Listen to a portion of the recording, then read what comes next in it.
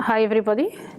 This tutorial we will demonstrate the ventricular system and the meninges that covering the brain.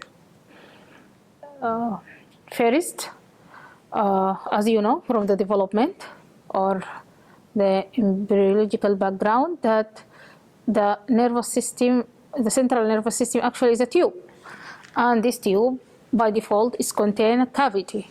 This cavity within the development of the different vesicles of the brain is folded and extending into the different part of the brain.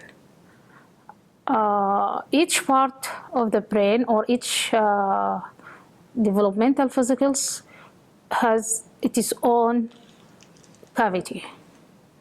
For example, the prosencephalon, which is contain the telencephalon that develop to the cerebrum, and diencephalon that develop actually to the same diencephalon.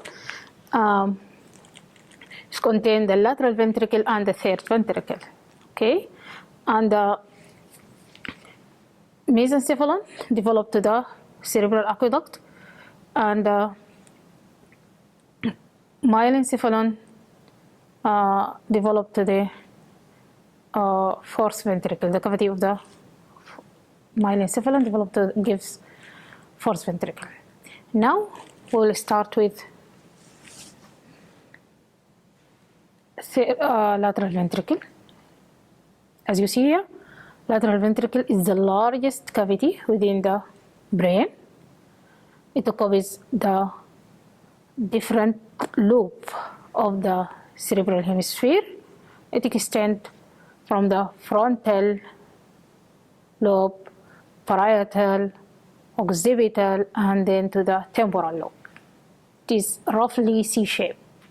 Okay, have anterior horn, body, and inferior horn. Usually it has occipital horn or posterior horn, which is sometimes absent in some persons or some individuals. Okay, are paired the lateral ventricle. So each cerebral hemisphere contains one lateral ventricle. Then this lateral ventricle communicate with a slit or narrow space in the middle or in the midline. It's called third ventricle. This is the third ventricle. Okay, located between the two thalami. So you have here thalamus and hypothalamus one side, and here thalamus and hypothalamus of the other side. Okay, the communication between the lateral ventricle and the third ventricle is called interventricular foramen of Monro. Okay, so it gives passage or flow to the cerebrospinal fluid that secreted or produced in the lateral ventricle to flow into the third ventricle. And then from the third ventricle, the cerebrospinal fluid flows to the fourth ventricle through a long tube. This is called cerebral aqueduct. Cerebral aqueduct, and it is located in the midbrain. Then we have the fourth ventricle. Fourth ventricle is a pyramidal shape, as you see here. This is pyramidal shape. It's covered or is located underneath the inferior surface of the cerebellum. So the cerebellum is located here, and here we have the brain stem, mainly the pons and medulla oblongata, the back of the pons and medulla oblongata. Okay, this fourth ventricle communicate with subarachnoid space through three openings. One median opening located here is called foramen of Magendie, and two lateral aperture is called foramina of Loschka. Okay, then this is continuous with central canal of the spinal cord. So here we have the central canal of the spinal cord. Or this sagittal section, we can see the different part of the ventricular system on one side. So the other side will contain the same arrangement. Here, if we reflect the septum pellucidum, this is the septum pellucidum. This part or this membrane, you can show it here. Just below is a membrane, thin membrane or thin sheet, separate the anterior horn of the two lateral ventricles from each other. Okay, also the bodies. So if we reflect here and go deep, we can find the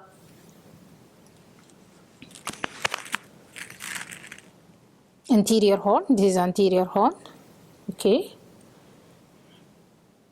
and the body of the lateral ventricle.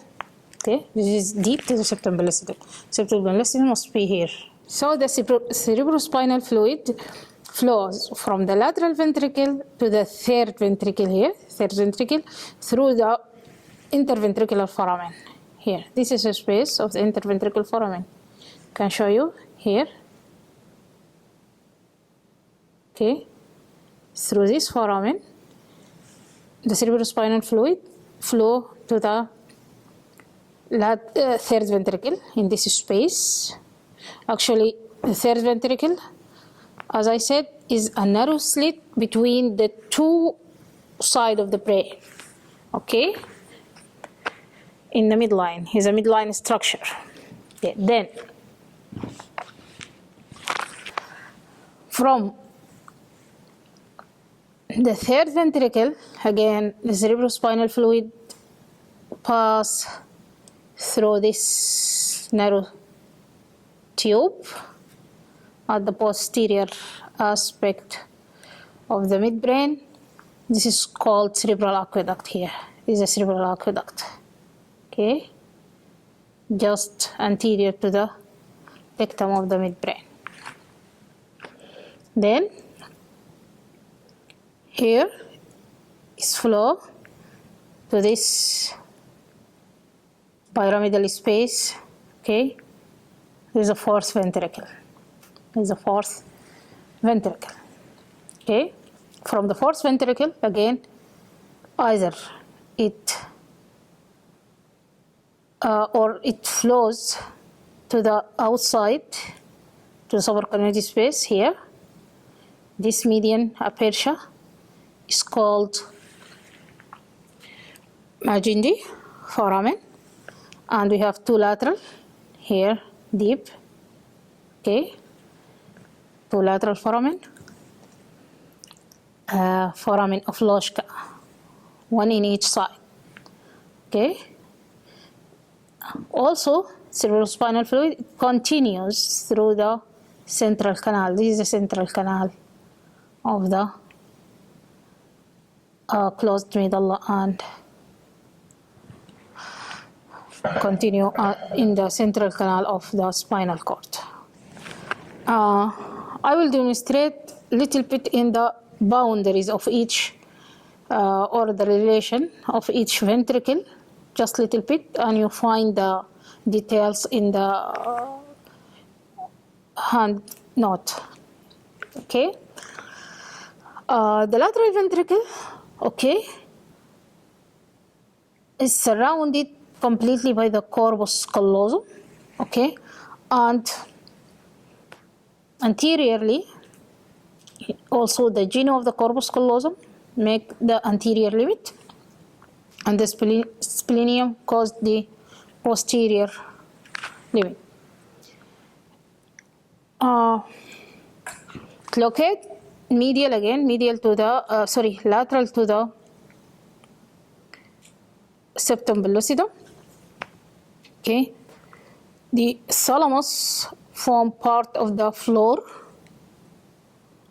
And here, as you see here in this model, this is the head of the caudate nucleus.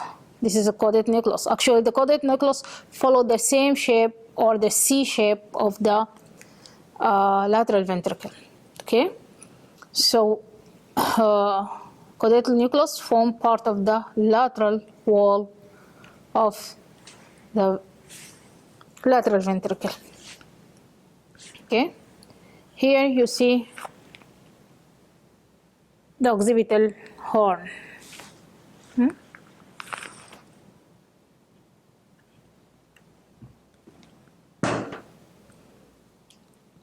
In this model also you can see the occipital deeply, the occipital horn extends into the occipital lobe.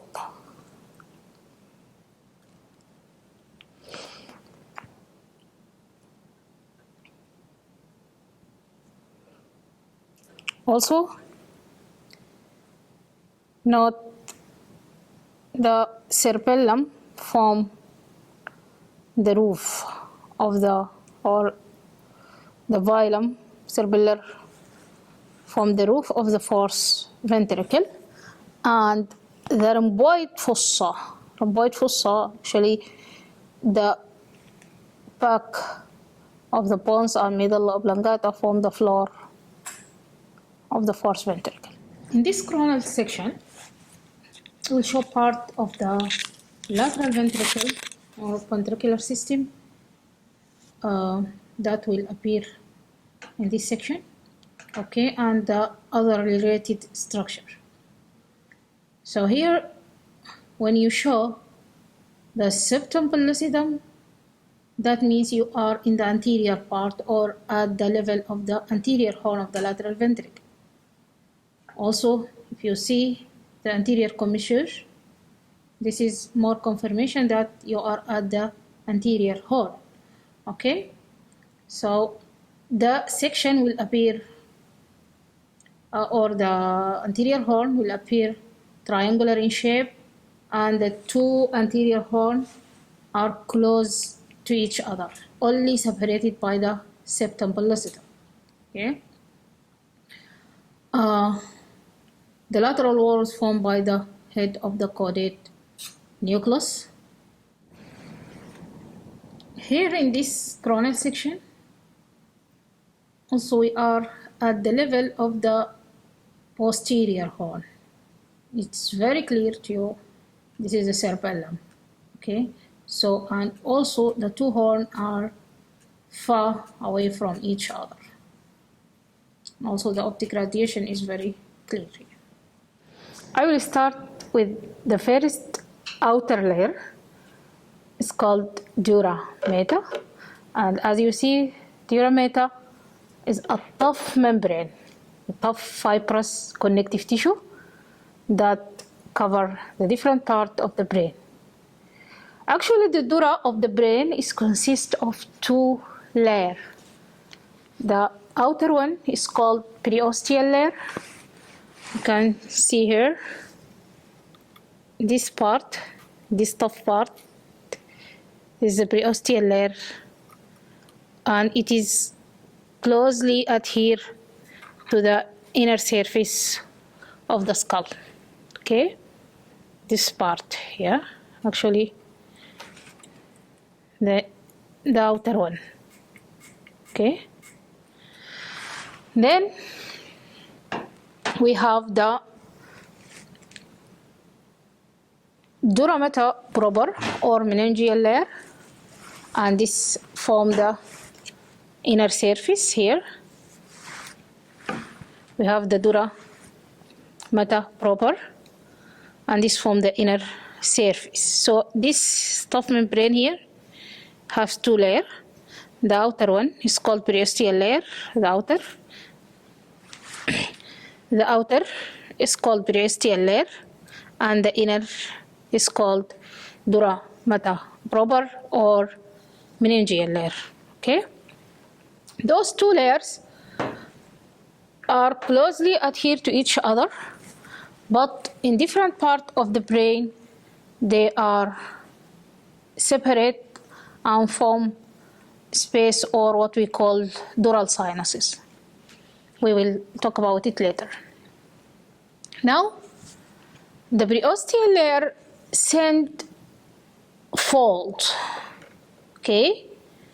Send folds toward the cranial cavity, and those different folds make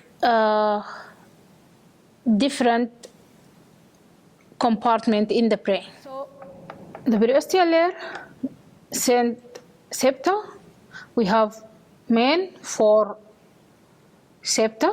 The first one is called falx cerebri, or falx cerebri, with a crescentric shape, okay, or sickle shape. Separate the 2 cerebral hemispheres from each other.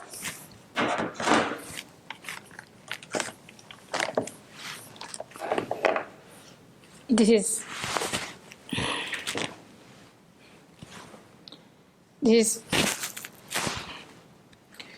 the falx cerebri. As you see, it's just fold of the preosteal layer. It hang down like this and then ascend upward. Okay, so it forms this sickle shape. Okay, it begins anteriorly here, or attached anteriorly to the crista galli.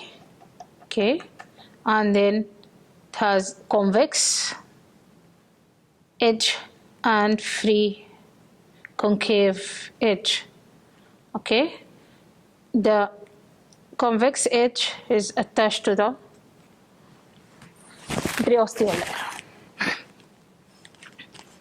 Between this fold, we found the dural sinuses. Again, we have the superior sagittal sinus, okay, at the convexity, and we have the inferior sagittal sinus at the free edge. So the falx cerebri divide the cranial cavity into right and left between the 2 cerebral hemispheres. So the cerebral hemisphere will lodge here at this area. Okay. The second large septa or septum is called tentorium cerebelli. This one.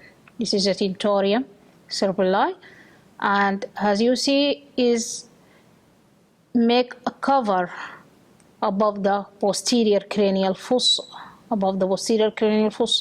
So it extends between the occipital lobe of the cerebrum and the cerebellum. The third is this lid here above, or make the roof of the hypophyseal fossa. This is hypophyseal fossa, and here we found the hypophyseal gland and pituitary gland. So above, or the covering of this, is called tentorium. Sorry, it's called diaphragma cellae. It's called diaphragma cellae. Okay, it's covered the sella tersica, or hypophyseal fossa in the sella tersica. The last one I can show you from inferior view.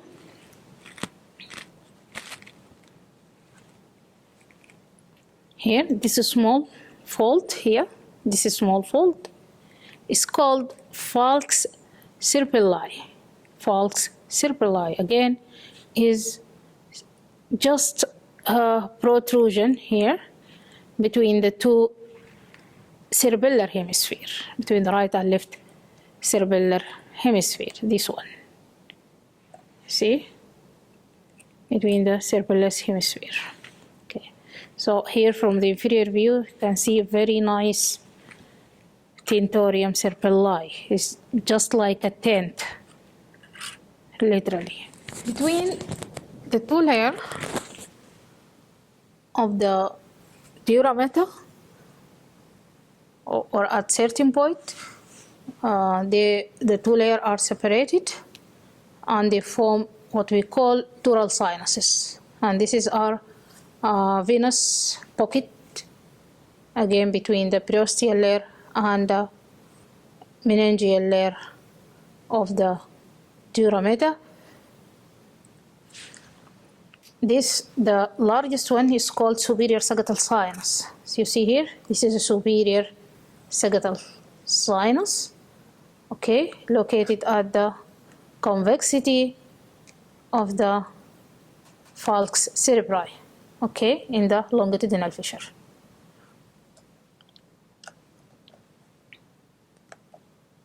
The superior sagittal sinus receive most of the brain, of the blood to the brain, and retain it back to the venous system.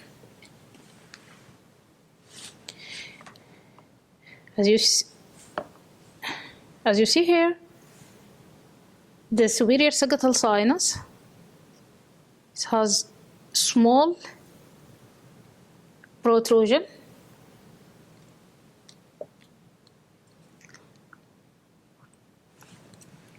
starting with superior sagittal sinus. To have a lateral legs of blood, okay. Into these legs of blood, the arkanoid granulation projected, and then retain the cerebrospinal fluid to the blood flow, okay, or the venous system, okay.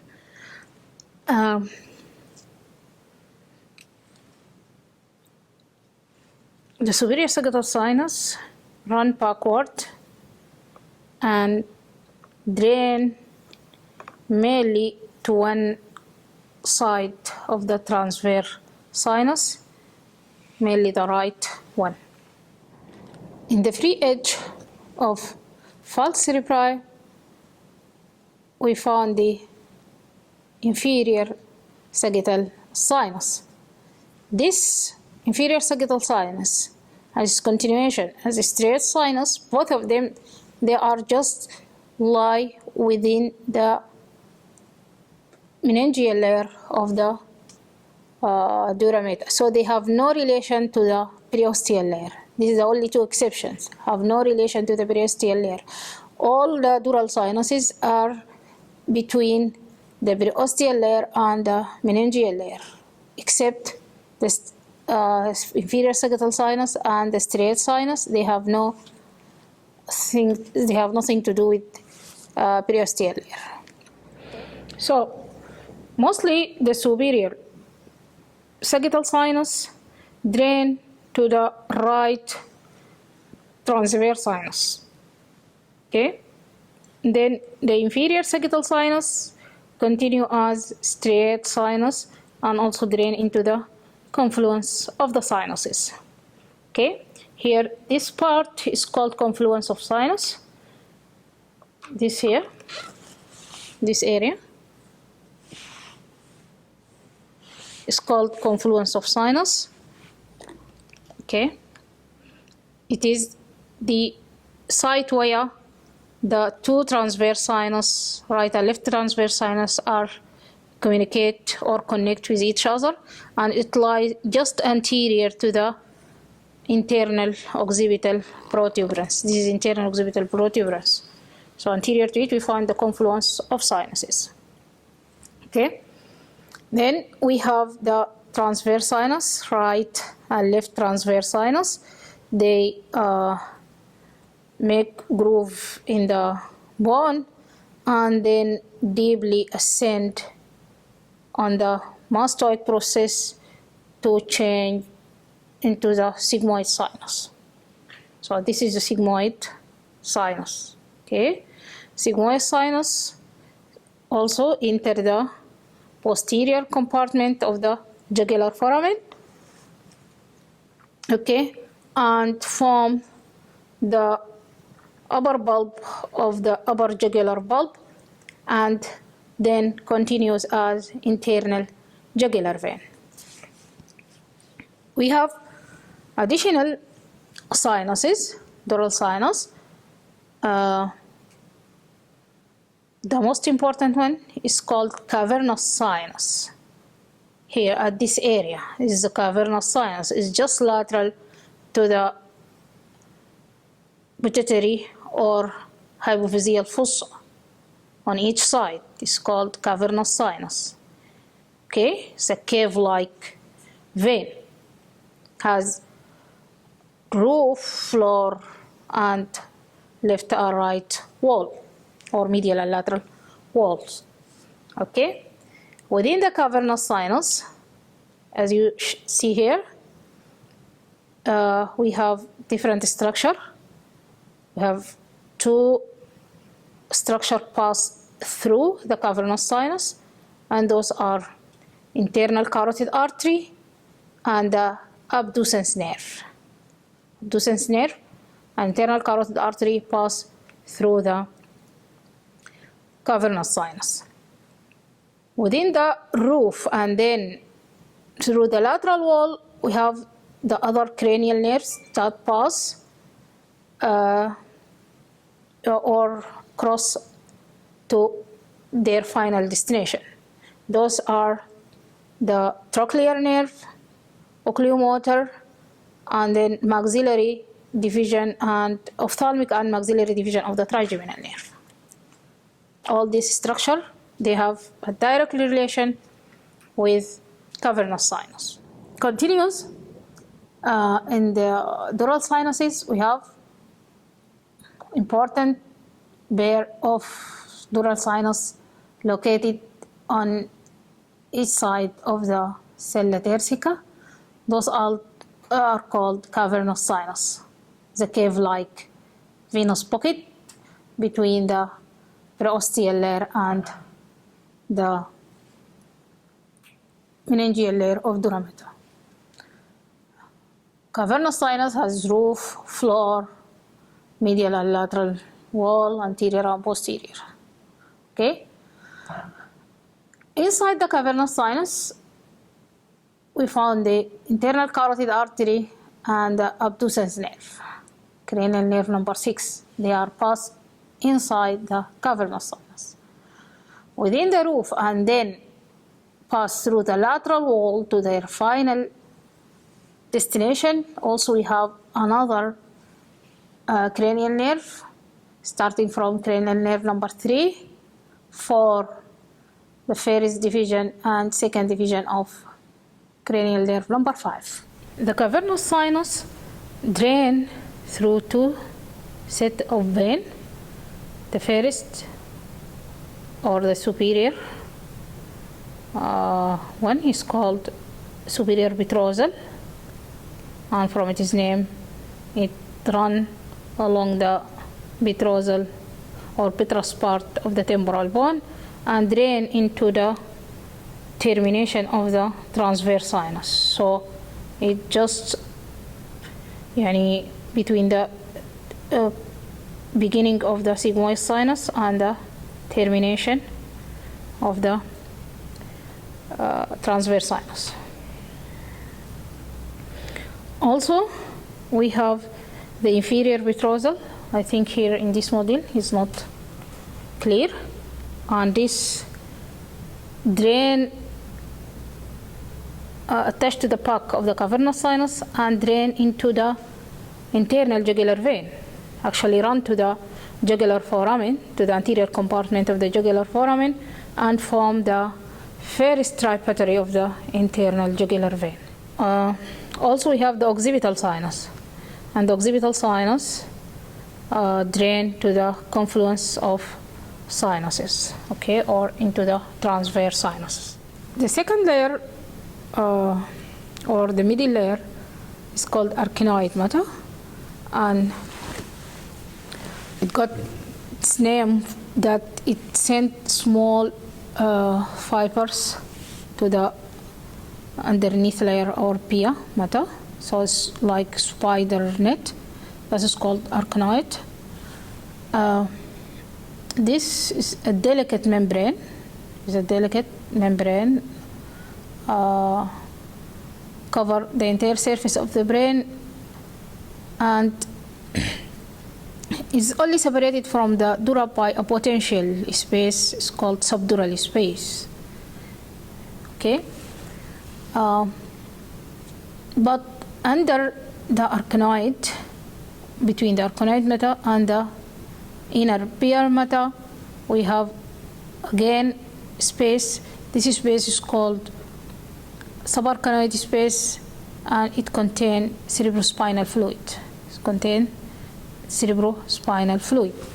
Also within the subarachnoid space, we found the blood vessels, okay, runs to penetrate the pia matter and enter to the substance of the brain. Here, as you see in this.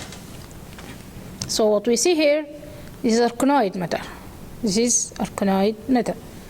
Pia, the inner layer, is a very smooth and very thin membrane, okay, closely attached to the surface of the brain, and it cover the gyri and go deep with the sulci and fissures. Okay, go deep with sulci and fissures.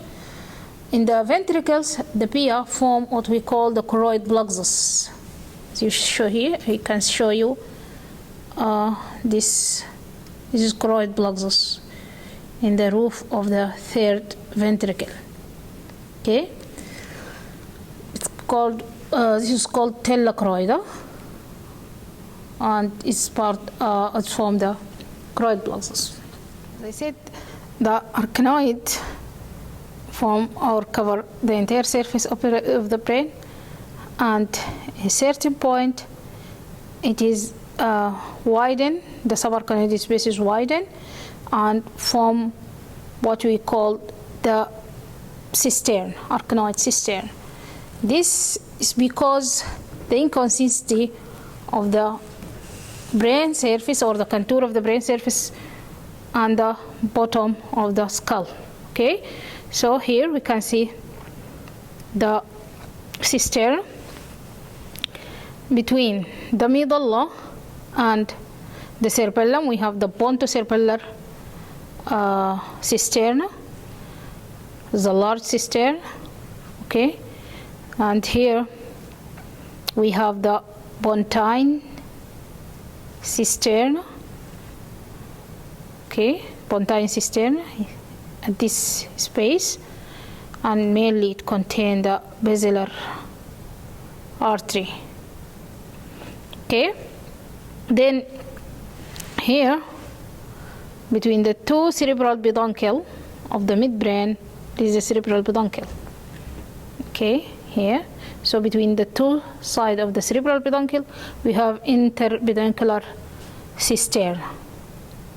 Also here we have the above the optic chiasma we have the chiasmatic cistern, and it contains the anterior communicating artery. Here we have the anterior communicating artery of the circle of Willis, so it contains the anterior communicating artery.